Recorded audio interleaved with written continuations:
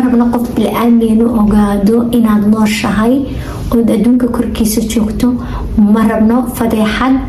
yani kuma naqaanano mataqaan markaasuu yidhi gabadhaydi way dhimatay markaasay ku tiri maan dhiman abo Pakistan baan ku noolahay Pakistan ayaan jooga markaasay ku yidhi yaa cadeyn maxaa cadeyna markaasay ku tiri aaba gabadhaadi 12 sano la joogay ka hor adweyday ayaan ahay Pakistan baan ku noolahay gabadhaadi naagti soo guursatay ee Suuriyad ahayd ayaa iga iibisay ay naagti Suuriyad ahayd soo guursatay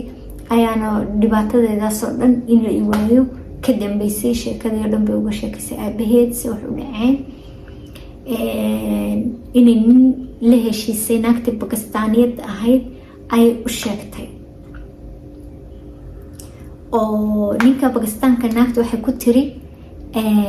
ninka Pakistaanka naagta waxay ku dhahday haddii aad gabadhan yar aad faraxumayso oo gabadha yar dhibaato u geysatid waxaan ku siin doonaa 3 sano oo soo socda ayaan kuu soo diri doonaa masruuf oo lacag baan ku siin doonaa 3 sano soo socda ayaan lacag ku siinaya lacagtooda qaado lacagna waan kuu soo diri doonaa waxay kula heshiisay ninka Pakistan aabaheed u sheegtay wax kasta uga sheekaysay waxay u sheegtay inay ninkan 3 sano waxay u sheegtay 3 sano waxay u sheegtay inay naagtiisii oo Suuriyad ahayd waxan oo dhan inay ka dambeysay oo nin kan ay u ballan qaaday lacag inay siiso 3 sano ay lacag siinayso ay u ballan qaaday haddii uu gabadhan yar kufsado oo faraxumeeyo gabadhan farxum ku sameeyo hadduu gabadhan farxum u geysto ay kula heshiisay inay wax kasta u sameynayso lacagtaas 3 sanadoodna ay siinayso laakiin uu dalkiisii u kaxaysto oo gabadha yar waxa ku sameeyo wuxuu ku yidhi anigu gabadhii waan furay 2 sano kadib ayaan furay waqtigaas 2 sano kadib gabadhii waan furay buu ku yidhi markuu ku yidhi gabadhii 2 sano kadib waan furay buu yidhi naagtii ma joogto wuxuu ku yidhi dhegeyso aniga xaggayga waad ka dhimatay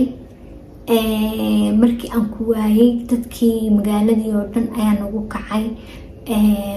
fadeexad ayaan ugu dhacday oo dadkii magaaladii oo dhan ayaanu aaminsiin weynay markii lagu waayay markaa waxaan u sheegay dadkii inaad dhimatay markaa nolol jadiida ayaad samaysatay marka nolol jadiidaad gashay wixii dhacayna wuu dhacay dibna waxba looma soo celinayo halkaagaa joog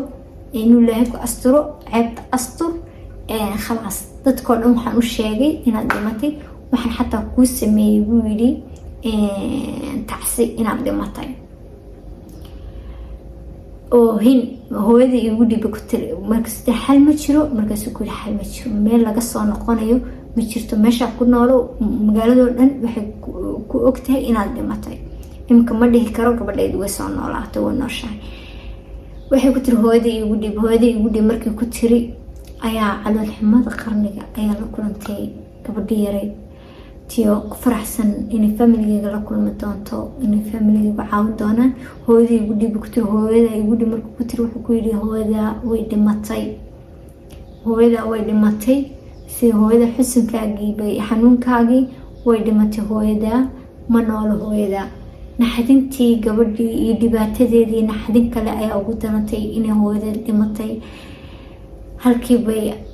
calool xumo iyo marood dilaac familigeygii diiday intaas sano ay sugaysay amalka kaliya qabtay rajada kaliya waxa ahayd inay familigeega caawin doonaan walaasheed ay ku tiri walaalahay igu dhib haddaba gabadh walaalihiin ayaa loogu dhiibay gabadhii ay walaalaha ahaayeen markii loogu dhiibay gabadhi waxay ku tiri dhib xun baa kusoo gaadhay waa lagu dulmay waa dulman tahay laakiin imika anagu waan wada guursanay oo maaragtay gabadh kasta way guursatay adigana waxaa lagu sheegay dadkoo dhan laga dhaadhiciyay inaad dhimatay 12 sano ka soo wareegeen imika ninka caruur baad u leedahay nolosheediidaad samaysatay yacni naguma soo noqon kartid oo waxba kuma qaban karno oo imika noloshaada iska wado anaguna taayadan wadanayna waayo bay tiri waan wada guursanay dadkii oo dhan imika hadad soo baxeed waa ceeb waan uga ceeb inaan idhaahno walaashay way nooshahay oo ninba baxsaday halkaa sheekada ku xidh meeshaada ku noolow sheekadu halkaa ku dhammaato faamiligeygii saasuu ku xidhay daftarkeygii uu ku yidhi yacni hana soo sheeganin waayo haddaad na soo sheegatid haddaan iminkan idhaa walaashaya nool fadeexadii baa soo baxaysa gabadhii telefoonkiiba xidhay tiyo maroolo dilacsan oo rajadii keliya ay qabatayna khalaas rajadiina halkaasi ku dhammaatay oo rajadeedii ku dhimatay markay saasi gabadhii ku dhacday way isdhiibtay markii isdhiibtay meesheediiba iskaga noolay caruurteeda iska haysatay noloshii sida cabi ku noolay dilkii iyo haanadii iyo dadkii sidii u dilayay sidii u dhibaateynayay 2 sano haddana markay kasoo wareegeen ayaa waxaa dhacday inay haddana tiraa wallahi inaad noloshin ku noolaatid maha qasab waa inaad xal keentid ninkii maalintii ku yidhi waan ku caawin doona wax kasta ood u baahatid ayaa ay la hadashay nimankaasi waxay ahaayeen niman safaaradda sacuudiga u shaqeeya askar niman oo safaaradda sacuudiga u shaqeeya ee Pakistan ku taala ay ahaayeen markaa waxay is yiraahdeen meesha iyo meelaha buuraha iyo meelaha baadiyaha iska soo dadaawada oo subxaanallah ilaahay baa u soo diray xataa meeshaas meel oo tagi jiray oo dadka maaragtay magaalada iyo ay tagi jireen maaha ilaahay baa nimanka u soo diray ninkii bay la hadashay mid ahaan waxay ku tiri wasaanta waxay ku tiri garanaysa biskuur oo garanayaha alxamdulillah ma heshay reerkaagii iga waran xaaladda soo wax kasta okay maaha waxay ku tiri reerkaygii way i diideen magacooda way iga masaxeen nima soo sheegeen ana soo sheegin bay yidhaahdeen anaguna kuma sheeganayno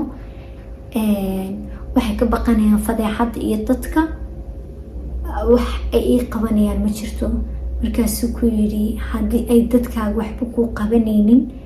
waxaad tahay Sacuudiyad wadankaaga ayaa wax ku qabanaya waayo wadanku ilmihiisa iyo dadkiisa caruurtiisa ma tuuro marka haddii aabahaa diido iyo haddii kalaba wadankaagu kaama tegayo wadankaagu wax ku qabanaya ma rabta adigu inaad ku noqoto Sacuudigii oo dib u noqoto waxay ku tiri haa waan rabaa wadankayga inaan ku noqdo sidaba u dhacaysa wuxuu ku yidhi waa inaad isku diidid inaad safaaradda Sacuudiga timaadid si aad ku timaadidba waa inaad safaaradda Sacuudiga timaadid safaaradda Sacuudiga tagtay safaaradda Sacuudiga markay tagtay ayaa waxaa la wacay odaygii baa la wacay sheekadii dib u sheegtay odaygii baa la wacay odaygii markii la wacay ayaa wuxuu arkay inay sheekadii run tahay oo dawladda meeshii soo gashay base lagu yidhi Faadmo aaway markaasuu yidhi 20 sano ka hor ayaan gabadhayda waayay 20 sano ka hor markaasuu ku yidhi gabadhaydii 20 sano ka hor ayaan waayay markuu ku yidhi 20 sano ka hor ayaan waayay ayaa waxaa dhacday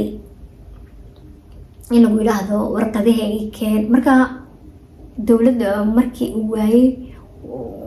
wuxuu raadiyay dawladdu ogtahay in gabadha la raadinayo markii ugu horeysay ee la waayay ayaamihii ugu horeeyay uu balaqay uu soo raadiyay dawladdu way ogtahay marka wuxuu yidhi waan waayay waxa lagu yidhi warqadaheygii sharcigeygii waa inaad soo dirto okay buu yidhi wuu soo diray markuu soo diray gabadhii wuxuu soo diray safaaradda wuxuu soo diray Pakistan safaaradda Sacuudiga Pakistan ku taala ayuu soo diray markuu soo diray gabadhii waxa loo sameeyay passport baa loo sameeyay sharci gabadhii waa la kaxeeyay Sacuudiga baa lagu celiyay Sacuudiga markii la geeyay familigeygii markii u tagtay familigeygii way diideen way soo dhaweyn waayeen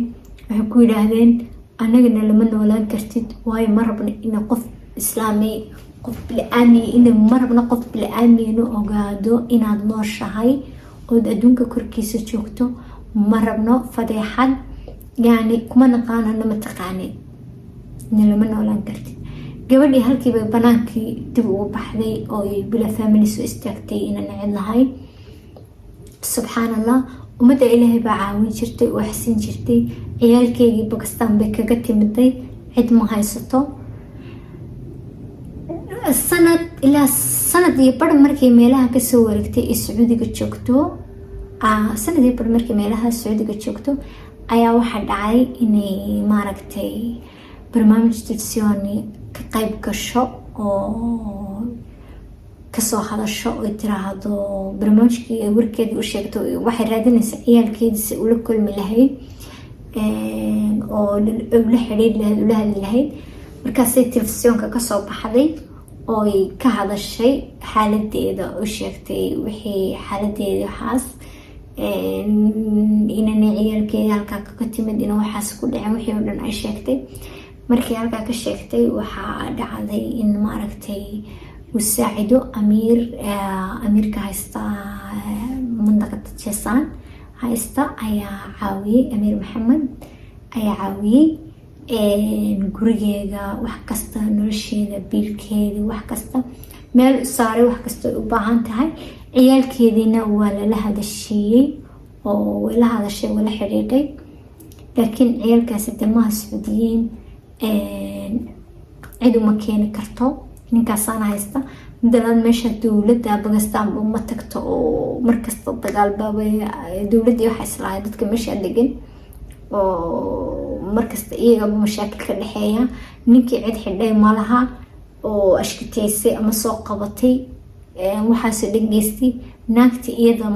may dacweyneen markii Sacuudiga timaday oo teedii baba haysata ilaahay ba kaga tagtay, ma bay dacweyneen naagti Suuriyad ahayd.